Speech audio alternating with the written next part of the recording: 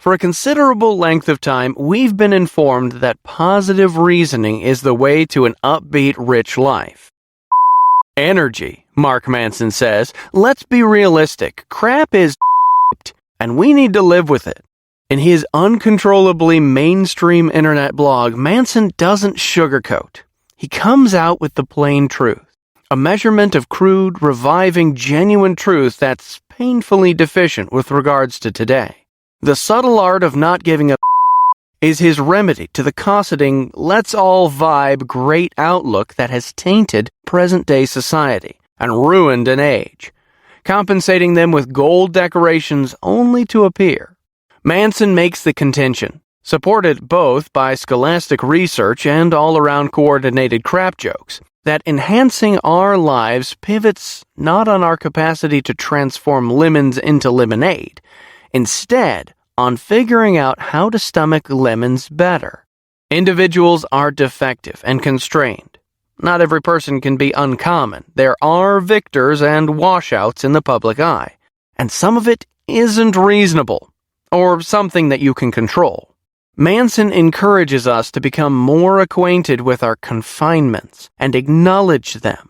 When we grasp our feelings of trepidation, issues, and vulnerabilities, when we quit running and staying away from and beginning standing up to difficult facts, we can start to discover the bravery, persistence, trustworthiness, duty, interest, and absolution we look for. There are just such huge numbers of things that we can give a about, so we have to make sense of which ones extremely matter. Manson clarifies, while cash is pleasant, thinking about what you improve on the grounds of that genuine riches is about involvement.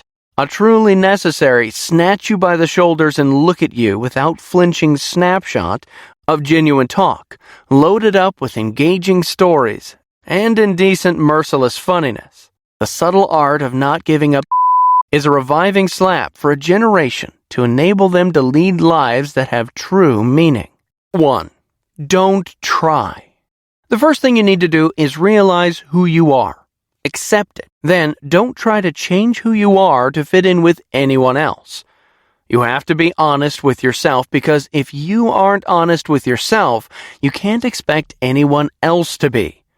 When you stop focusing on what you lack, you can focus on what's important to you. When you start trying to give a about everything in life, you stop focusing on what you should really give a about. Be satisfied with who you are and what you have. That will lead to a stronger mental outlook and probably give your sanity back. The cursed feedback loop. The cursed feedback loop is simple. You worry about doing the right thing. Then you worry that you're worried so much. That causes you to worry more. You can't get out of it, and you can't stop it. Slipping into this loop is easy. It isn't so easy to get out of it. It's just part of having human consciousness. Take a look at society. Everywhere you turn, there are stories of someone doing something you want to be doing. It's something that you feel jealous of or that you think you need in your life. It makes you obsessed, neurotic, and self-loathing. We feel guilty about feeling guilty. We're anxious about being anxious. So that's why you don't need to give a. The subtle art of not giving a means that you choose and prioritize what will draw your attention. It takes practice. You will fail. You will have to reevaluate. This is life. When you care too much about too many things, you have no room to be happy. Therefore, find your happiness by giving up things that don't make you happy. The subtle art of not giving up. When you think about not giving up, you can think that it means that you live in a serene peace where nothing matters. Do you know what a psychopath is? It's someone who has no feelings or meaning to anything. That is completely different than not giving up. 3 subtleties can clear things up. Not giving up does not mean being indifferent. It means that you're okay with being different. Indifference equals lazy. It means you have no drive, no imagination. It means that you don't care. Don't be this person. You have to care about something. You have to stand for something. Just ask yourself what you care about. Does it matter? And why does it matter? Overcome your obstacles, but decide that they don't matter so that you don't get stuck behind them. Reserve your for the purpose that needs your To give a about adversity, you have to find something to give a about that's bigger than your adversity. If you're more worried about how fast your phone battery dies, how quickly your ex changed his status, or how that celebrity did her hair, then you don't have anything in your life that matters. That's on you. When you don't have anything to care about, your mind will give you something to care about. You're always choosing what to give up about. Yes, you are making a choice right now. When you were younger, your mind didn't know what to care about, so you had a bunch of teenage drama. Now you know who you are and can make a choice about what you want to spend your time and energy on. So Mark, what the is the point of this book anyway? This book is meant to help you decide what to spend your on. You will have to help to decide what is important and what is not important. It's okay to stink sometimes. The belief that it isn't okay to feel that way is going to put you back into the cursed feedback loop. No one wants to go there. All this book is meant to do is to help you turn your pain into a tool, to help you to let go of some heavy burdens. Hopefully, you'll find a way to laugh. You should be able to take stock of your life. Decide what's really important. Scrap anything that isn't important. It will teach you not to give up so that you don't try. 2. Happiness is a problem. Life itself is a form of suffering. Not all suffering is the same. Some of it is more painful than others. Some of it has meaning. Some of it does not. It's believing that we can achieve happiness if we do certain things or avoid other things. That isn't the case. Believe it or not, happiness is not a problem that can be solved. Let's reach into theology and philosophy. You will see the arguments of Buddha in this chapter. But first, the panda. The misadventures of Disappointment Panda. Disappointment Panda is a superhero. He runs around telling everybody about the harsh truths that they don't want to face about themselves, that they choose not to face. Like, sure, you can be rich, but your children won't like you anymore for it. Or the people you consider to be friends are just people you want to impress. So he may not be a loved hero, but he can be a needed hero. We suffer because it's useful. It inspires change. If we aren't happy, then keep fighting. It's when you get complacent that you start to suffer. The suffering makes you want to change. Pain helps us to pay attention. We don't want to do something if it causes us pain every time we do it. Yes, everyone seems to want a problem-free life. But that's not possible, nor is it healthy. Welcome to life on Earth. Life is basically one problem being solved before the next problem can be solved. Don't hope for a life that's problem-free. Hope for a life with problems that are good problems. Just remember that the solution to one problem is the creation of the next problem. Happiness comes from solving problems. Problems are constant. They can be changed and they can be upgraded, but they'll never go away. Admit that you have problems. Be honest with yourself. Otherwise, you'll be miserable. And you can close this book right now. All you need to do is solve your problems. We're happy when we discover the solution of our problems.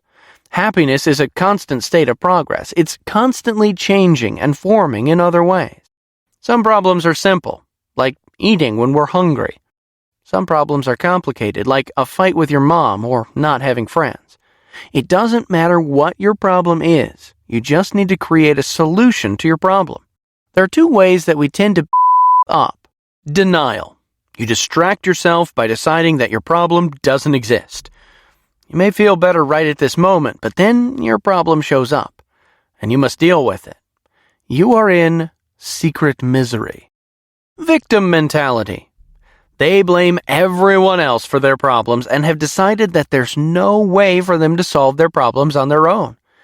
It's everyone else's fault but their own. It feels good not to have to deal with your problem. It's easy and a temporary escape. It's like a high. It's a shallow and unproductive way to deal with your life. It isn't going to do you any favors. It becomes an addiction. The more you rely on it, the more you're going to rely on it. It's a cycle that can numb your pain, but it can't solve your problems or create our happiness. Eventually, we have to face the facts, and the longer that you put it off, the harder it'll be. Emotions are overrated. Repressing emotions can cause trouble when dealing with issues. If you can't solve problems, you can't be happy. Over-identifying also fails us, too, because emotions never last. What makes you happy one day will change the next. If we're fixated on happiness, then there will always be a never-ending pursuit of something else. Despite how hard you try, you'll always end up feeling inadequate. Psychologists call it a hedonic treadmill. That's why decision-making based on intuition always stinks. Though the idea of being happy and satisfied forever sounds nice, and we like it, it doesn't work that way. Choose your struggle. If you ask people what they want in life, it's usually they want to have a happy and perfect life. But when we want something to be great, there's also struggle that comes along with it. Whether it's work or a relationship, some problems occur. When you want to have a good relationship, there's the struggle of tough conversations, awkward silence, and hurt feelings. With work, there's the issue of long work weeks and paperwork to get the corner office. When you're willing to struggle for something and still find joy in what you're struggling, you can find happiness in it.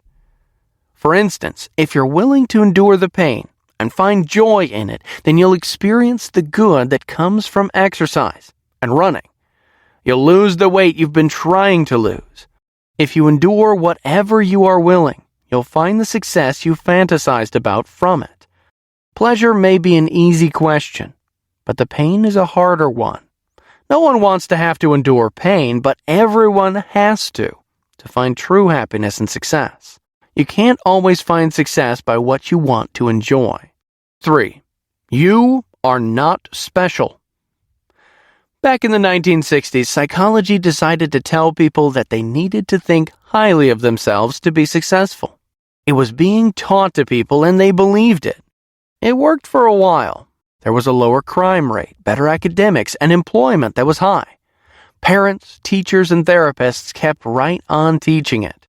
Then, the schools decided that grades weren't as important as self-esteem, so they gave higher grades for less work. Then something happened. These kids grew up. They had no idea how to act when they had to work to get what they wanted. They realized they weren't special. They learned that they were just another person. So it turns out that people need adversity and trials to be useful and become strong-minded. People can talk about being great. They can even feel like they're great, but all that talking and feeling doesn't get anything done. It turns out that it makes people feel entitled. They feel like they believe they should get something simply because they feel they should have it, not because it's earned. This is not happiness. This is not success. It's hiding behind your problems so that you don't have to deal with them. So you need to realize and admit to yourself where you're at fault. You're going to have to deal with reality sooner or later. It's best that you let go of the denial. You are not special. No one owes you anything. You're going to have to work hard to get what you want. You aren't entitled to anything that you didn't work hard for. Things fall apart. Mark tells us about himself. He was caught with marijuana by the principal when he was 13. He went to jail. His parents pulled him out of school. He had to give up all his friends. His life fell apart, he thought. Then his parents were divorced. He spent many years playing women, chasing one girl after another to feel loved and validated. He wanted to feel like he mattered and was loved. He broke people's trust. He overindulged. It was fun. It was wonderful. It was awful. It was horrible. He lived on his mom's couch. He was a wreck. It led to him feeling entitled. Entitlement can only play out two ways. 1. I'm great, everyone else stinks, so give me special treatment. Or 2. I stink and you're all awesome, so give me special treatment. Either they're on top of the world, or the world is on top of them. Neither one is a good thing. These people are basically jerks. They're narcissistic. They only care about themselves. These people are easy to see a mile away. Playing the victim takes as much energy as the opposite. It takes all you have to maintain that you can't get past these problems, or that your problem is worse than everyone else's. There's honestly no way that this is possible. Other people have to deal with it. Other people overcame it. You may be the victim, but you're not special, and you need to get over it. Social media plays a huge part in our life, but it also gives us a sense of entitlement. The tyranny of exceptionalism. Even if you're really good at one thing, you're generally average at everything else. This isn't just you. This is the basic truth about everyone on the planet. The extremes, or exception to the rule, are the ones that are getting the publicity. Face the truth. You aren't them, and you can't have that life. All around us, we're flooded with the greatness of the people that managed to make it on TV, radio, and social media. We become obsessed with these people, and as a result, our life looks dull, boring, and lacking. The biggest problem with all of this is that it really affects how people see themselves. They're comparing themselves to a standard that's too high. It makes your insecurities more exaggerated so that you're trying even harder to make yourself fall into a standard that you'll never fit into. Hey, that's modern life. You can Google your problem. You can Google the solution that worked for everyone else. But that doesn't mean that the solution will work for you. Oh, and when you try and fail, then you're going to feel even worse about yourself. So technically, your problem can be solved, but it isn't the way that you think it should be solved. And social media and the internet has told you that your problem has to be solved this one way. If it doesn't work, you're a failure, and you should just give up. Does that sound logical to you? It doesn't seem that way to me. But if I'm not going to be special or extraordinary, what's the point? The fact is that if everyone were extraordinary, then no one would be. Not to mention that not everyone actually deserves it. No matter what Oprah has to say about it, average seems to be a failure. When you measure your success with the extraordinary standards, then what else is possible? It leads to people trying to prove that they're the most damaged and need the most help. They don't want to be considered average, so they drop to the other end of the spectrum and decide to be entitled and needy. Everyone should help them because they don't have what other people have. It's completely okay to be bored. It's okay to do ordinary things like reading a book. Maybe things are ordinary and boring because it's what matters. Maybe grasp the ordinary so you can be happy. Maybe you don't have to be at the bottom or top. You just need to be you. 4. The value of suffering. World War II saw some interesting stories. One such story was of a Japanese soldier hidden in the jungle. He was given one order: never surrender. Even after several attempts to let him know that the war was over, he kept his soldiers in place and continued to fight. For 30 years, he stayed in the jungle. He killed civilians. He tortured himself. His entire troop died around him. No one could find him. The Japanese sent search parties. Americans sent search parties. He was thought to be dead. Then one man, a loner and a hippie, went in search of him. He found him. They went home. The man said he regretted nothing, even though he gave his life for a fake war that he created in his own head. He was trying to be a hero. Of course, he was treated as such, but was he really a hero? Or was he more of a lost soul, looking for his extraordinary life that he created in his own head? Here's the worst part of this soldier's story. He was welcomed back into society. He'd been gone 30 years, and nothing was the same.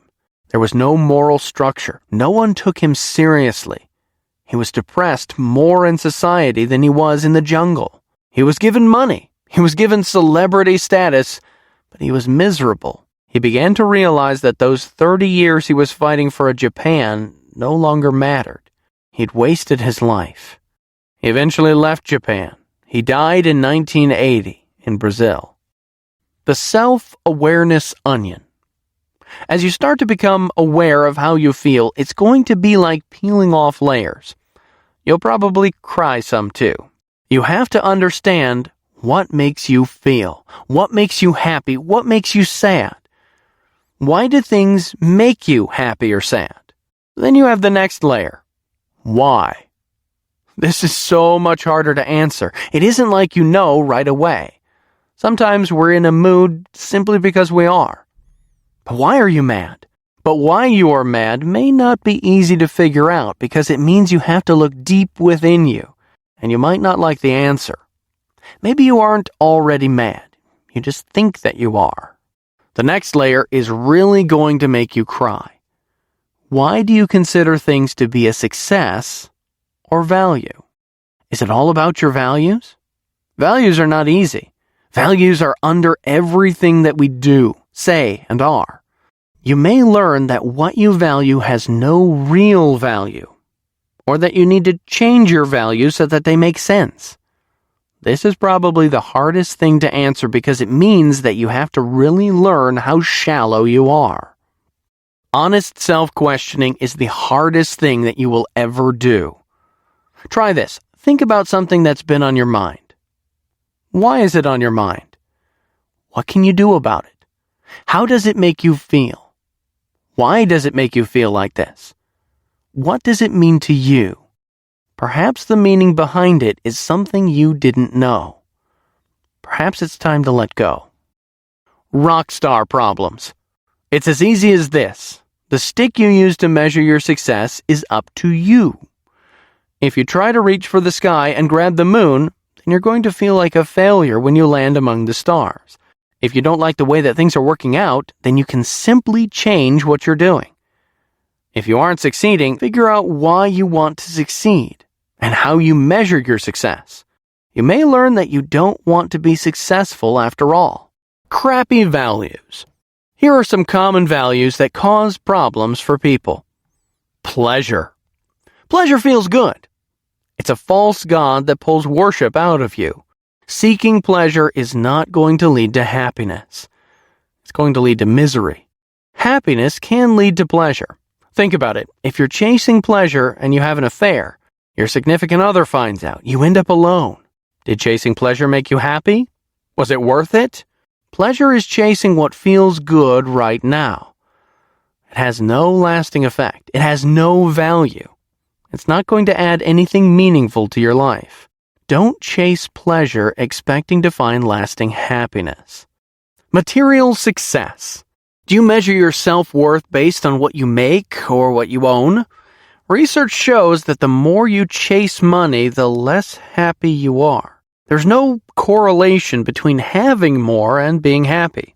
If you make enough money to cover all of your needs, then increasing it at the cost of losing a relationship with your family isn't healthy. If you kill yourself by working every weekend, but the money simply goes into a bank account and accumulates, you aren't adding value to your life.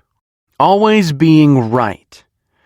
If your self-value is based on whether or not you're right, then you lack the ability to learn. You can't empathize with others. You can't take in their views. You're simply stuck on always being right at the cost of all else. Where's the value in that? Staying positive. There are some people who always find the good in everything.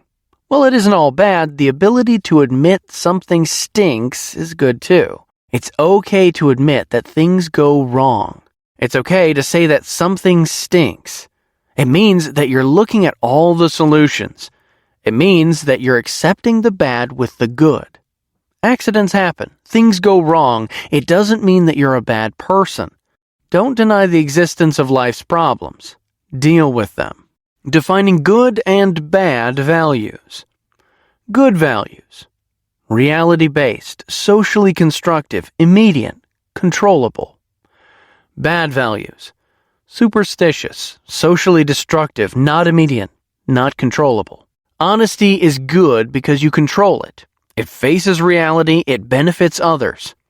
Popularity is bad because you can't control it. You don't know how others feel about, and it's not immediate. If you chase popularity, you will be miserable. There will be people who don't like you. Get over it. Good values are something that you have within you, and you share. It's not reliant on anyone or what anyone else thinks. It's about making you happy. Bad values are all about the external. You can't control it, and if you try to live up to something you can't control, you're not going to be happy. Priorities go hand in hand with values. What do you value over other things? Think about what you really care about. How does it affect your day-to-day life? Do you make an effort to do what's good and promote your good values? Or are your priorities about chasing pleasures? 5. You are always choosing. When you are prepared, things go from being horrible to being a success. The milestones in your life are milestones because you work through them no matter what obstacles are in your way. You choose them. If you're miserable, there's a possibility that you think something is out of your control.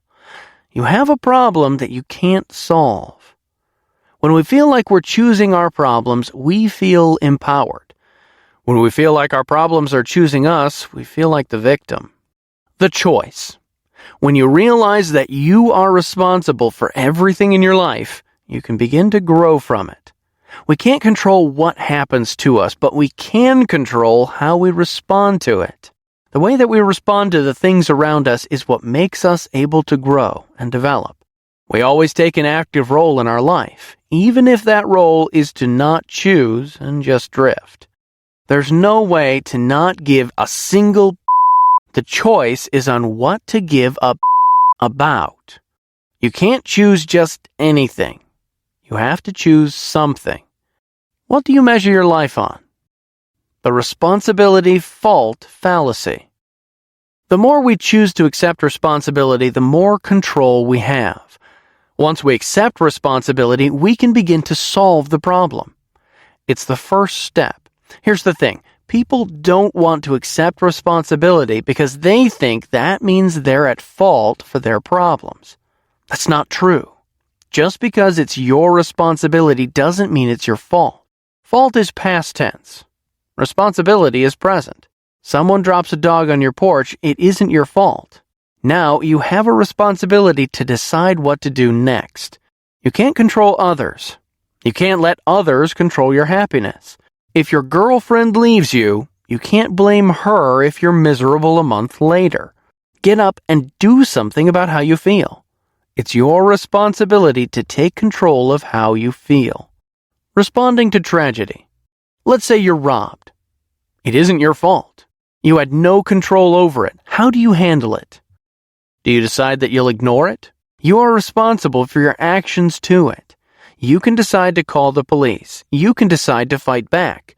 You are responsible for how you emotionally handle it as well. It's up to you to handle the pain and tragedy, no matter what it is, in a way that will move you forward. You are responsible for your own healing. It's a choice. Everything is a choice. Genetics and the hand we're dealt. If you are given a genetic disorder, it isn't your fault. You are not to blame because you have a birth defect. It's not your fault if you have a behavioral problem. It is your responsibility to seek treatment and to get help for dealing with it. We've all dealt with things we didn't ask for and that we cannot control. Some cards are worse than others. It's okay to feel like you're being screwed over. That doesn't mean that you get to sit and sulk. It means that you need to take stock of the situation and then take steps that you need to heal. Victimhood chic. We live in the time of social media. It's a wonderful tool that allows anyone and everyone to post every experience they have online for the world to see. The more emotional and appalling, the better. Everyone now has the right to play the victim for whatever reason they feel is important. So if something offends someone, they now get to be the victim and shove responsibility onto everyone else. Now the problem is the actual victims are downplayed because everyone is a victim. Instead of picking our battles, there's a constant battle. It's normal. It's keeping responsibility on everyone else but themselves. There's no how. Every single day you have to make choices that are directed by what you value. It's that simple. It's that hard. You are going to go against everything everyone else is doing. You're going to make people mad. You'll feel like you're failing. That's because you're going against your values and creating new values. You're relearning how to measure success. Choose your b****s. Don't give ones that you don't want to give. 6. You're wrong about everything. But so am I. Growth is a process. It's something that we do by making the wrong choice from time to time. We look back to what we did as a teenager and we see that we were sometimes wrong. In a few years, we'll look back and see our flaws that we have right now. It's normal. It's something we have to do. It marks our growth. We can't always be right. You have to decide what is right and wrong. Sometimes we can only decide that something is wrong after we've already done it. Being wrong isn't the end of the world. It's the beginning of change. It means that we know what didn't work so that we can start focusing on something that will work. It's necessary for growth. What makes an experience positive or negative isn't decided in the moment. It isn't until the moment is over that we realize the experience was the catalyst to change. And how we make that change is what decides whether the experience was good or bad. Architects of our own beliefs. Our brains are machines that are constantly looking for meaning. We understand what a meaning is. It makes sense. Our brain wants everything to make sense. Our minds are constantly working to make our world make sense. It's constantly learning that causes have effects. We want to predict the future before we cause it. That's called planning. The brain isn't perfect. It can't foresee every problem. It forgets things. It misinterprets. It sees what it wants to see. It ignores what it doesn't want to admit. We're made up of what our brain tells us is right and wrong. It tells us what our values are. It makes us think that what we're doing is right or wrong. We can only be as accurate as our brain allows us to be. That isn't very accurate. The brain is busy. It chooses what to focus on. Anxiety can be crippling. Our choices are to be agonized over. This is maybe one of the hardest things for you to realize. You may not even want to accept that your brain cannot always be trusted. You can retrain your thinking by changing your values. That isn't going to be fun or easy. It is going to change who you are. The dangers of pure certainty. When someone feels like they're right, and that there's nothing or no one that can prove them wrong, they almost always take a turn for the worst. Serial killers have a reason for killing. They're justified in it. They don't feel bad about it. They actually feel good about the fact that they're cleansing the world. Think about that. They believe they're doing the right thing, but that doesn't make them right. Uncertainty removes our ability to see things clearly because we don't trust the outcome. We want to be certain, yet if we believe we know everything, we'll never learn anything. Our values are not perfect, and that's okay. They don't need to be. We just need them to be something we can learn from and grow from. Manson's law of avoidance. Manson's law: the more something threatens you, the more you will avoid it. If you think something is going to change the way that you see yourself, or the success that you have, you'll do everything that you can to stay as far away from it as possible. It doesn't make you comfortable. You don't want to deal with it. You avoid things because being rejected would stink. You'll pass things up that would do you good because you may have to go through pain to get through to the good stuff. We have values that we'll protect simply because it defines who we are, and we don't want to change it. Then, when we finally realize it was what was holding us back, we start to wonder if we can change at all. You have to find yourself. You have to realize that you have to reevaluate your values. But you're going to put it off for as long as you can because it threatens who you are, so you'll avoid it for as long as you can. Kill yourself. Buddha says that your idea of who you are is in your head. You should let go of that idea. The minute that you decide that you don't care anymore, you free yourself up to do what you really want to do. There isn't anything that makes your problems unique. Sorry, but your problems are yours, and you can let them go whenever you get ready to find a solution for them. Narcissism, believing that you're so special that your problems can't possibly be like anyone else. Don't be like this. How to be a little less certain of yourself. Here are some questions that you can ask yourself. What if I'm wrong? We're the worst observers of ourselves. Sometimes we don't know what we feel or why we feel that way, but the people around us do. Don't assume that you're wrong, but realize that it could be a possibility. What would it mean if I'm wrong? This can cause us to look at the situation completely differently. Maybe being wrong isn't the worst thing in the world. Maybe being wrong would be a great learning opportunity. Would being wrong create a better or worse problem for myself and those around me? This single question can help us to decide if our values are good values or bad values. We have to realize that we have the potential to make things a lot worse or a lot better for ourselves. If we make the right choice, it might be harder for us to follow through. Nothing worth giving up about is going to be easy. You have to go through the pain to get to the good stuff on the other side. 7. Failure is the way forward. Sometimes being at the problem means that you aren't afraid of failing. You know what it's like at the bottom, and you know you can pull yourself up from the bottom with some hard work. Failure is relative. It's based on what you think success is.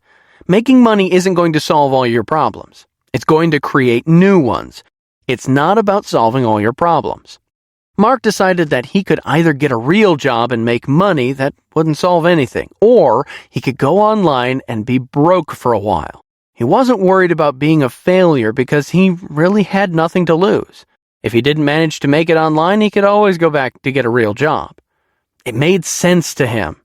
He had nothing to lose, so why not make an attempt to gain? The failure-success paradox. If you look at a baby learning to walk, they fail a lot. They fall down. They get back up. They don't give up. If someone is better than you, it's because they failed at it many times before. If they're worse than you, it's because you've failed more than them, and they will fail more as they're learning. Avoiding failure isn't really an option.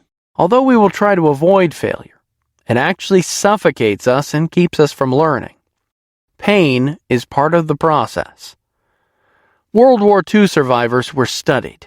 The finding was as interesting as it was unexpected.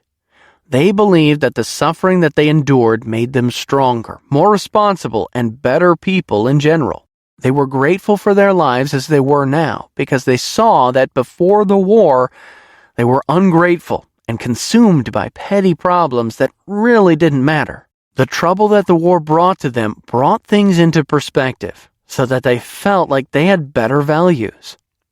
Towards the end of our trial, our worst moments, we usually feel the intense pain that makes us question our values and why we seem to be failing. Then we realize that we needed the crisis to help us realize where we were going wrong. Our suffering has purpose. It's hitting bottom, and then we have to change course. Pain is part of the process. No matter what you do, you have to feel the pain to be able to move forward. You have to really feel it. If you continue to ignore the pain, then you simply will not change course. You'll never actually change. It really is simple. Just do it. Don't stress over it. Just make it happen. One step at a time, one change at a time, one painful moment at a time. The do something principle. If you have a problem, don't just sit there. The longer you sit and worry, the longer it's going to take to gain courage. So just get started doing something. The answers will eventually come to you if you just get to work and start doing it. Action is both the cause and the effect of motivation. We'll feel better when we start seeing results, but we can't find the results unless we create the results. If you aren't motivated or inspired, then do something about it. The more actions that you do, the more inspiration you will have. The more inspiration you have, the more motivation that you will have. It's an endless cycle that'll keep you going.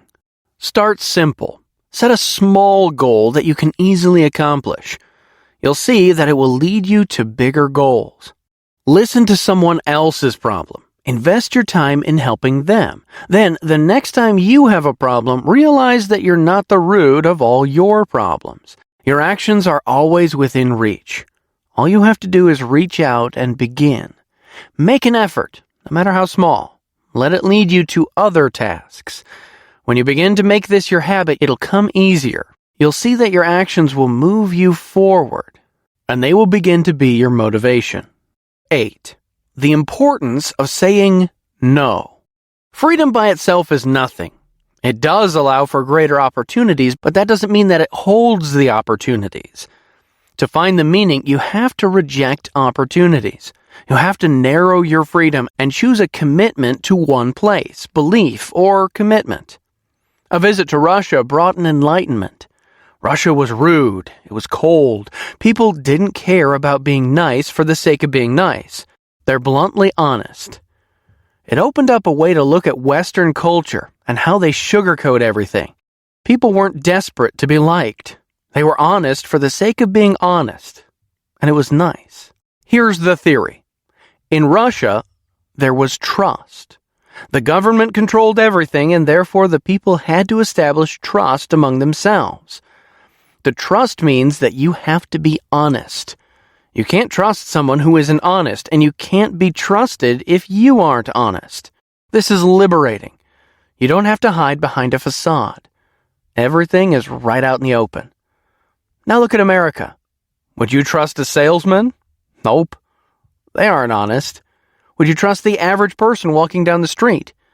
Probably not. There's a sugary, sweet wall around everyone.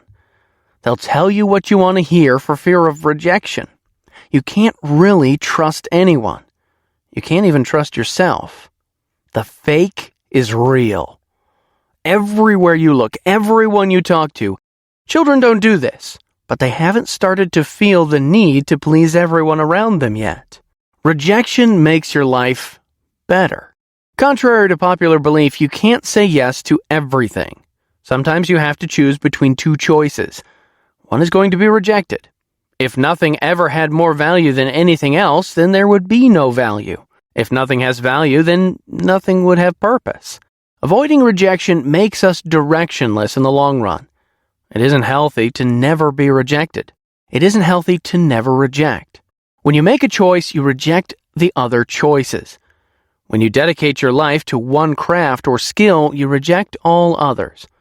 You spend decades polishing your trade so that you can make it the best that you possibly can.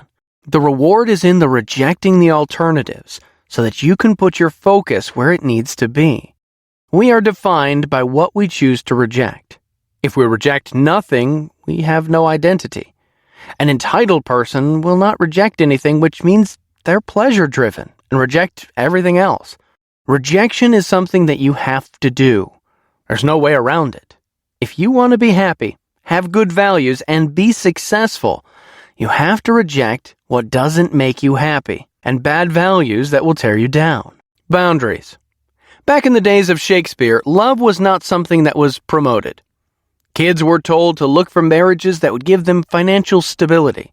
Don't look for the one you love, look for the one that could offer you a good life. That was just the way it was. Here's the truth. There are different kinds of love. Some of them are healthy. Some of them are very unhealthy. Unhealthy love is just two people trying to escape their problems. Healthy love addresses and acknowledges problems. They each accept responsibility. They're both willing to reject and be rejected. There will be clear boundaries. What are boundaries? It's the delineation between responsibilities for problems. You take responsibilities for your own problems and not take responsibilities for your partner's problems. Poor relationships take responsibilities for their partner's problems and/or ignore their own responsibility. Want to see some poor boundaries? Your girlfriend won't let you go out with your friends without getting jealous. Blaming your coworkers because you're late for meetings. Not being able to have your own ideas in front of others. Not being able to take a job because your mom won't let you move away. Not being able to date because your friend can't find a date. The problem with this is that you're being forced to either take responsibility for someone else's emotions or you aren't taking responsibility for your own emotions.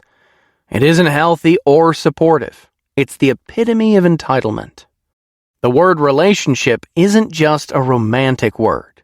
You have a relationship with your parents, boss, coworkers, brothers, sisters, and anyone who's in your life on a regular basis. If you have an unclear set of boundaries for yourself, then you're going to project that into your relationships. Face it, only you can solve your problems. You can't count on anyone else to do it for you. They aren't going to make you happy. Even if you are a victim, you have to choose to take responsibility so that you can move past the tragedy, so that you can have healthy relationships with other people, despite them. Hold yourself accountable for your actions and what you can do to overcome them. Just because you're the victim doesn't mean that it's a life sentence. You're not forever going to be the victim. Even if you have to accept help, you still have to help yourself. Stand up to yourself. Set your boundaries and stick to them. Don't be afraid of tantrums, arguments, or getting hurt. How to build trust. Have you ever wondered why people get so mad when someone cheats? Think about it. You say you love me, but then you have sex with someone else. It's just sex, right? Wrong. It's the fact that when you entered a romantic relationship, you made a vow that you wouldn't be with anyone else. You lied. You broke that trust. Often, it isn't just the sex. It's a series of hidden messages. It's sneaking out. It's lying about who you were. So now you're caught. You probably lied about that too. At least until you realized there was no way around admitting it. Now your partner can't trust who you're talking to, where you're going, or what you're doing. What are you going to do about it? You can split ways or can rebuild the trust. First thing that needs to be done is that the cheater needs to have an eye-opening session with themselves. They need to look at why they chose to reject their partner and see what the reason was for the infidelity. They need to realize that they're being selfish by cheating. If the cheater can't admit that, then they aren't likely to remain faithful. Next, look at their background. If they're known to be a cheater, they aren't likely to change anytime soon. If they begin to make the right choices and you can see the change, then you can begin to trust again. It takes a lot more time to go through that than sometimes what the relationship is worth. Being with a cheater means constantly being stressed and worrying about it happening again. You may not be able to wait it out without causing you some distress. Decide if it's worth it. Freedom through commitment. More is not always better. Yes, society says that we need more and more. We have so many choices that it can seem like we're making a bad choice, or that there's something better that we're missing. The more choices, the less satisfied that we tend to be. If you only have two choices, you're going to be happy when you choose what you feel is the best of the two. Add more, and doubt begins to creep in. When you finally make a choice, you're free to enjoy that choice. Commitment often allows you to look at opportunities in a new way. You have more freedom to choose without the fear of choosing wrong. For example, you decide to focus your career to one location. You committed to that location, so now you can begin to look at homes in that area. Your choice will then be easier, and you will be happier. Commitment keeps you from feeling like you're missing out on something because you've already committed to the best choice for you. 9. And then you die. There's no reason to do anything. There's no reason not to do anything. There's no reason to be scared. There's no reason to face your fears. There's no reason to avoid living. Death scares us. If you've ever been really close to someone who has died, then you know the feeling of not really living. It changes who you are. It gives you the knowledge that you need to get up and get things done. There's a difference in the person that you were before death touched you and the person you are after you've had to deal with a significant death in your life. Something beyond ourselves. Becker was a hippie. He had a weird teaching style. He lost job after job because his ideas and methods were unconventional. He wrote The Denial of Death. It had two really great points. One, humans had the unique ability to think about themselves abstractly. They worry about the future. They worry about their jobs. Animals do not. We can also put ourselves in what-if scenarios that worry us, and we concern ourselves with what are unlikely to even happen. We even worry about our own death, which is completely unavoidable. Yet it's there and underlines all that we do. 2. We have two sides of ourselves. The one side that's physical and takes care of our physical needs. It eats, sleeps, and poops. Then there's the side of use that's conceptual. It's how we see ourselves. We feel that we'll be lost when we die, so we try to make a name for ourselves. We try to make our presence known forever. The failure of being able to immortalize ourselves can lead to anxiety, depression, and loss of self-worth. We can't let this happen. It literally takes us away from who we are and who we're meant to be. It's a futile chase that doesn't really mean anything and deprives us from being truly happy. The sunny side of death. It's okay to die. When you finally accept this, you can easily let go of the values that don't mean anything. Everything superficial can go out the window, and you're happy to let them go. It's about what you're leaving behind. What kind of hurricane will you leave in your wake? What problems can you foresee and plan for so that your death doesn't cause more problems for your loved ones? No one wants to plan for death. It's scary. Yet once you do, you have the freedom and the ability to really live because you know that even if you die, things will be okay. You are great. You just have to realize it. You have to adjust your values. You have to learn what to give a about. You have to realize what you don't give a about. You have to choose and make a commitment to being who you are and not give a about what anyone else has to say about it. When you figure this out, you can start to really live. Take responsibility for your own actions. Let others take responsibility for their own problems.